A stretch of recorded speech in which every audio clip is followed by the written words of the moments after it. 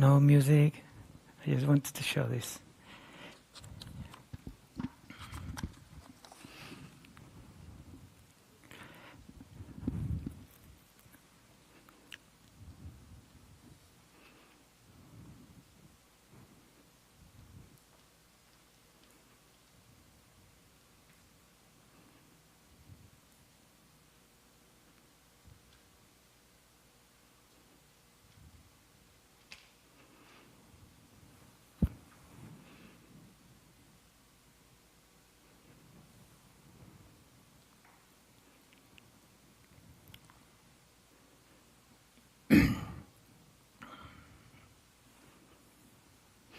Well, this short video does not illustrate the dissemination of a plague from Italy to the rest of Europe. It is just a visual representation of the fortune of one of the most successful opera librettos in history.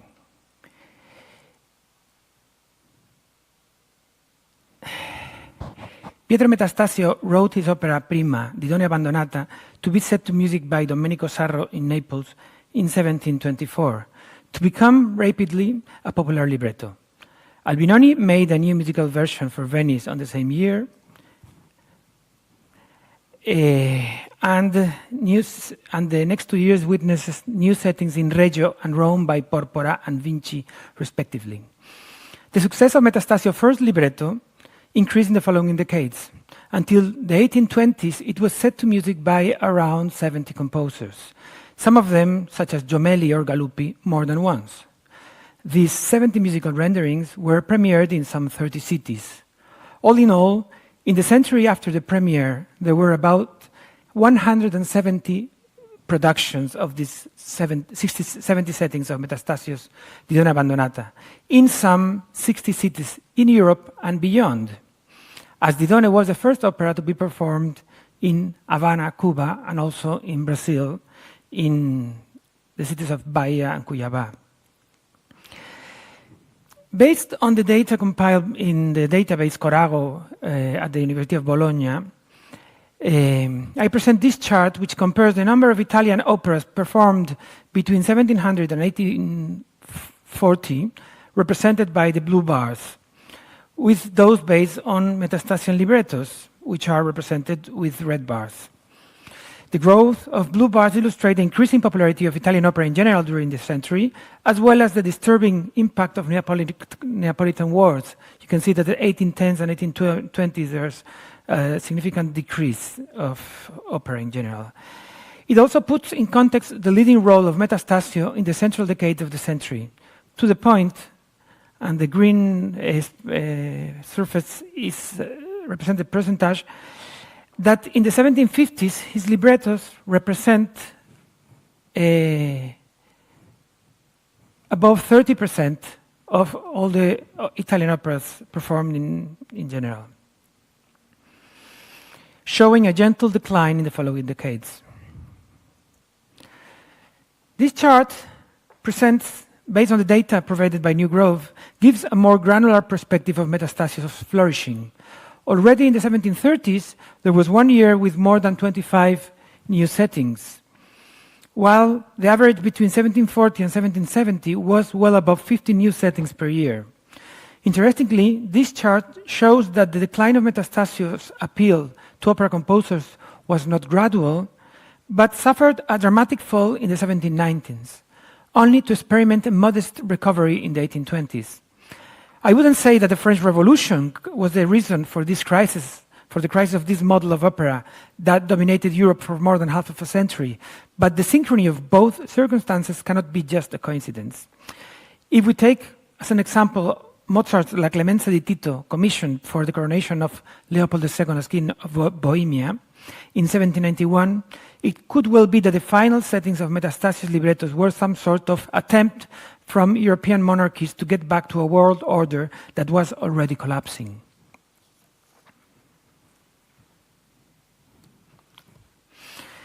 Setting new music to older libretti was not an usual practice in Europe at that time.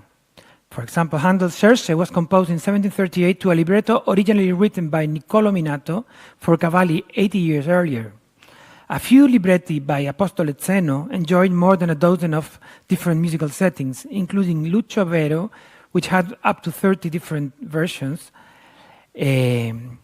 However, no librettist in history can stand next to Pietro Metastasio on this aspect, although the information available is still is far from being complete. Data from reference works such as New Grove, Sartori, and Corago suggest that his 27 opera seria libretti were set to music around 1,000 times, but by no less than 300 musicians, including, as we know, major Western composers such as Handel, Vivaldi, Mozart, or Gluck.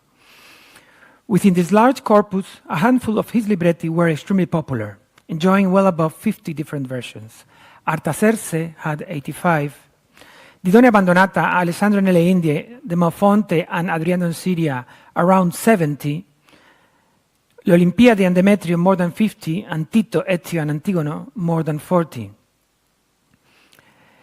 The main period of flourishing of Metastasio's libretti was the central decades of the 18th century, but 3/4 of his titles had new settings still in the 19th century. In this paper, I would like to propose a change of perspective in the study of these operas.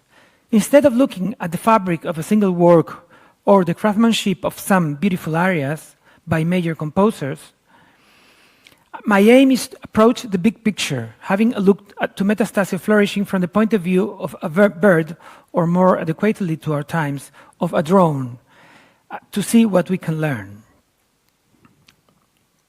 For example, in my video, I put in geographic perspective the dissemination of one single Italian drama per musica in Europe. The political fragmentation of Italy and empire favored the reception of Italian operas in a large number of cities within these territories, in contrast with countries with more centralistic political systems, such as France, Spain, England, or Russia, where opera was cultivated just in the capital and sometimes in another city. France's reluctance to Italian opera is also reflected in the late reception of Metastasio's Didone, only in the second decade of the 19th century, even despite the fact that a major edition of his complete works was published in Paris in 1780, and Didone was already an exception because most of his major works were never performed in Paris.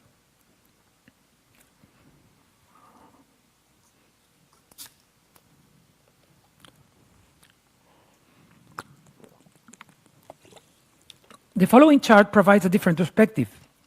The red bars represent the number of new musical settings of Didone premiered in each city. I'm sure you cannot read the names of the city, but I will mention just a few. The first one is obviously Venice. While the blue lines, the blue bars, represent the number of productions.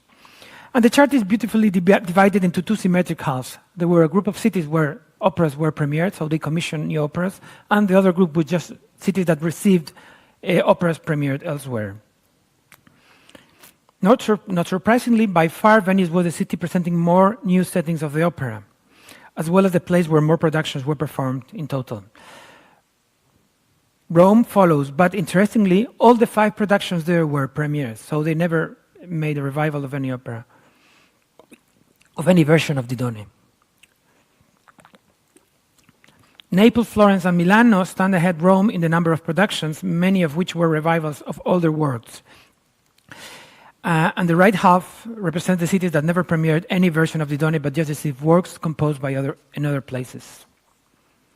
Half of these are medium-sized Italian cities, but others include notable capitals such as Madrid, Berlin, or Munich.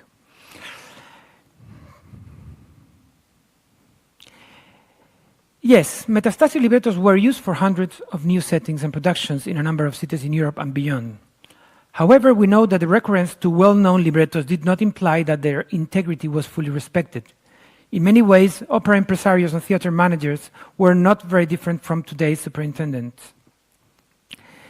The operas are open to adaptation and reinterpretation by regisseurs in order to both offer new insights and to adapt the works to the preferences and expectations of the public. In the 18th century, this kind of alteration affected particularly to the arias, since aria replacement was a common practice. The immutable unity of the work of art that we tend to assume under the influence of Romantic thought was alien to the creators of drama per musica. Already in 1726, Pietro Metastasio himself made significant changes to the libretto of Didone for the new setting made by Leonardo da Vinci for Rome, including 10 new arias. Strom has demonstrated that some of these changes were made to adapt arias already composed by Vinci and to fit them into the opera. Production pressure prevailed above work and integrity. And this was not unusual practice. We can observe in detail the large number of changes made by Metastasio in all his librettos in the Progetto Metastasio, directed by Anna Laura Bellina, which can be accessed online, where all the editions of the libretti approved by the authors are collated. However, for most musical settings of Didone Abbandonata, the replacement of arias was not controlled by the poet, but made on the move, probably by the opera impresarios involved in the production. For example, Galuppi's setting composed for Modena in 1740 only preserves half of the original arias, suppressing most and replacing 4 of them. Gemelli's version for Rome in 1747 keeps 20 of the original arias, replacing also 4, but only 1 is coincident with Galuppi's. Tommaso Traetta's setting for Venice in 1757 preserves 19 of the original arias and replaces again 4, but these are all different from Galuppi's or Gemelli's. Pasquale Anfossi Didoni, composed also for Venice in 1775, only keeps 13 of the original arias and replaces 2, the same figure as Paisiello's setting for Naples in 1794. And the 19th century versions of the opera composed by Paer show even more distance from the original libretto. For Paer for Paris in 1810, Mercadante for Naples in 1823, and Reisinger for Dresden in 1824 show even more distance from the original libretto. While Paer keeps 7 of the original arias, these are reduced to 3 in Reisinger's setting and just 1 in Mercadante's setting. In these later examples, the changes also affect recitative. In fact, none of these Ottocento settings of Didone preserve more than 15% of the original poetic lines by Metastasio. And in Mercadante, this figure is lower than 10%. Can we really claim that we're talking about the same work? Can we really state that Metastasio librettos were used in the 1820s or 1830s? What needs to change for an opera to be regarded as a different work altogether? In this context, it would appear that the replacement of arias is not as relevant as the ones that remain. The fact that an aria text is kept in a larger number of musical settings suggests that it was already identified as a paradigmatic component of the opera, a number that was expected by the public. The following chart shows the rate of survival of a selection of arias among the music versions of Didone that I have been able to analyze. As it would be expected, arias from secondary characters such as Selene, Osmida, or Araspe show a lower rate of endurance. You can see the first one is Selene has 50%. Osmida, his first aria at the beginning of the second act, only has 16%, which means that it was used in very few operas. And for example, Araspe also, the aria in the third act also has a 25% rate of survival. For example, Osmida's arias on the beginning of the second act, where he acknowledges the betrayal to his queen, Didone, and his desire to be crowned as a king of Carthago, is suppressed in most versions because this subsidiary aspect of the plot receives less attention or is left away altogether in most later settings. On the other hand, the key interventions by leading characters, such as Eneas' first aria in the first act, Quando saprai chi sono, or Jarba's finale statement announcing the destruction of Carthago, Cadrà fra poco in cenere, are preserved in most settings. But this is not an absolute rule, as Eneas' farewell aria in the third act, A trionfar mi chiama, where he talks about his brilliant future in Italy after abandoning the poor Didone in sorrow, is whipped out in more than half of the settings, probably because in the later fortune of the opera, the character of Eneas lost its prominence in benefit of Jarba.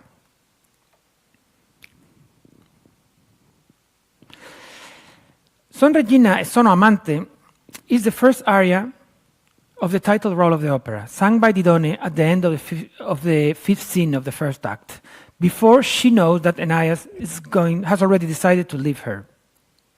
The antagonist Jarba, king of the Moors, arrives to the court disguised as his own ambassador Arbace, accompanied by a parade of wild animals and a generous display of gifts. Behaving as an archetype of male alpha, Jarba requests Didone to marry him as if it was his natural right, being the king of the territories where Carthago was being built. If she refuses, Jarba will declare war on Carthago and destroy the city. Didone's reply is straightforward, first in recitative and then concluding with this aria. She rejects any male imposition, expressing that she will reign alone in her kingdom as well as in her heart. Son regina e son amante, thus, is a statement of female freedom, the freedom to control her own life and kingdom without male intervention, and to choose a partner against social and political convenience. This ostensible challenge to the very fabric of the Ancien Regime was sufficient to define Didone's character as the heroine of the whole opera. Not surprisingly, Son regina e son amante, and you can see the chart before, is the only set piece in the whole libretto that survives in every single setting of the opera. Therefore, it would appear that this was the only element that could not be suppressed without challenging its integrity. It is true that in later versions, the context of the aria changed substantially. In Paris' setting for Paris in 1810, the whole scene opens and closes with a chorus, with two different choruses. And the recitative dialogue between the disguised Jarba and Didone is transformed into a duet followed by a recitative and Didone's Son Regina aria. This transformation is much more substantial in Mercadante's version for Naples in 1823, since Didone's aria becomes integrated into the duet with Jarba. In this case, Didone's freedom is challenged not anymore with plain recitative, but with the vocal confrontation of the two leading characters of the opera. One of my concerns when I started the study of Didone Abbandonata was to find out whether the different musical settings of the same aria had any features in common. On the assumption that my assumption was that composers, or at least average composers, would recur to a certain extent to similar conventional means to represent in music the same meaning. The following chart, the one you have in the screens, summarizes some of the most basic features of the aria in more than 30 different versions that I have analyzed. Well, I haven't said that, but of the 70 versions, about half of them are lost, so we don't have the music for half of the versions of this aria. Here's the chart. The information presented, apart from the identification of the aria, is the key, the final note, which more or less is connected to tonality, the meter, the tempo and character indication, and the scoring. Tempo and character labels are varied, but for most of them, they have a clear preference towards allegro, and in many cases, allegro maestoso, which is not surprising for a statement of a queen, statement of power and freedom of a queen. But there's one case where there's a larghetto, but in most cases, it's to a certain extent, a lively tempo. And we have also one example with imperioso sostenuto.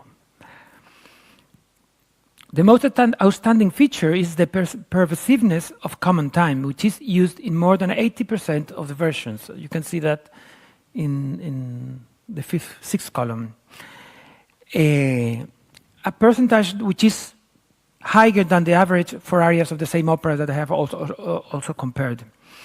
Scoring also shows a certain consistency in the use of full orchestra with oboes and horns, and later also with fagots and clarinets, other instruments that were not written down in earlier examples. With the exception of early settings, which only have some of the early settings only have strings, but we don't know if this is related to the nature of the sources or is the actual orchestration. I think it's more related to the nature of the sources. Another common element is the use of major keys, but this is already a common trait of 18th century music in general. What appears to be more surprising is that tonalities cover a wide span in the circle of fifths, going from A major, for example, the first example by Sarti, to E flat major. You have it in the version by Boroni in Prague.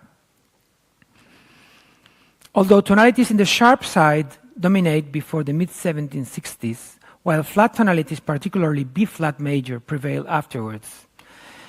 This variety in general appears to challenge beliefs expressed by dozens of theorists in the period about the emotional value of tonalities as studied by Rita Steblin, and support other authors which really didn't believe that these tonalities had emotional character. For example, most theorists declared that E flat major had a pathetic and dark character, and there was a general consensus to identify A major as a brilliant tonality, but we find both used in this area. Does this wide use of tonality suggest that their emotional character was more a construction of theorists than anything else? The comparative aria analysis of the arias themselves would be the next step, but it is much more difficult to achieve, as we don't really have a methodology to compare a large number of musical settings which are extremely different from each other when you enter into the detail of melodic design, text underline, repetition of words, instrumental articulation, and many other features. If we focus only on the initial melodic presentation of the arias, we can identify a few common features, but they are not found in all the versions. I'm going to go through the initial bars of the vocal part of a few examples, and you will have a perspective of this. In general, one of the most common features is the prevalence of ascending melodies, which is something that has to do with power and with the statement of freedom, and also the use sometimes of very long notes for the beginning, and also big jump, big leaps in the vocal in the vocal melody. But this is not the case for all the examples. For example, the very first one by Sarti doesn't have this feature. This one by Lampugnani, we have both long notes and big leaps. And this descending design that we find here, we will find in different way in many other settings. Galuppi is very different. Maybe the most outstanding composers were the ones who were adhere less to the convention. And it's interesting, Galuppi goes straight into the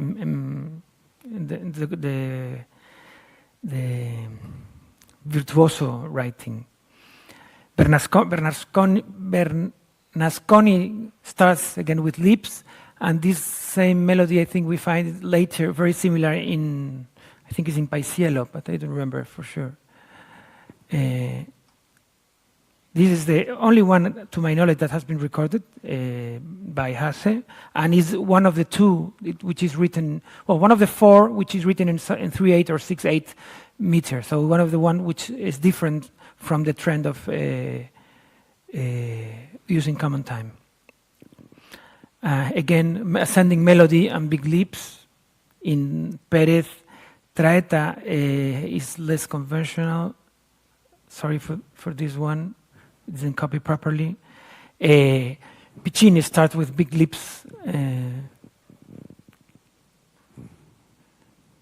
And again, this Anfossi one is very similar to the one we saw before.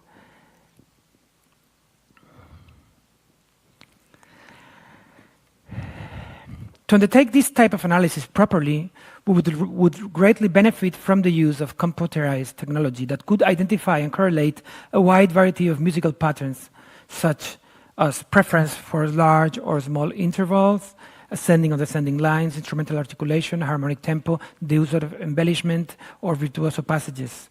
But to compare such a large number of arias, we cannot really do it one by one. So let's go to the conclusions. The operas composed on Metastasios' libretto are one of the most fascinating episodes in music history.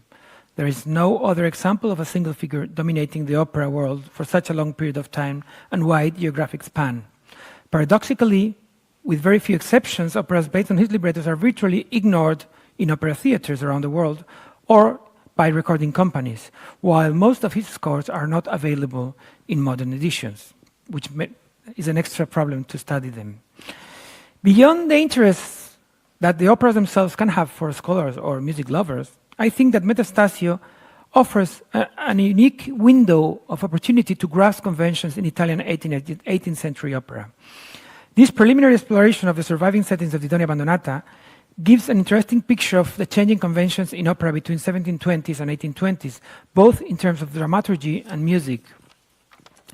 A more systematic study of other Metastasio titles, focusing particularly in the neglected composers, many of whom were world stars during their life, would certainly give us a better understanding of music conventions, particularly to express passions that became essential part of the toolbox of musicians of this period and beyond.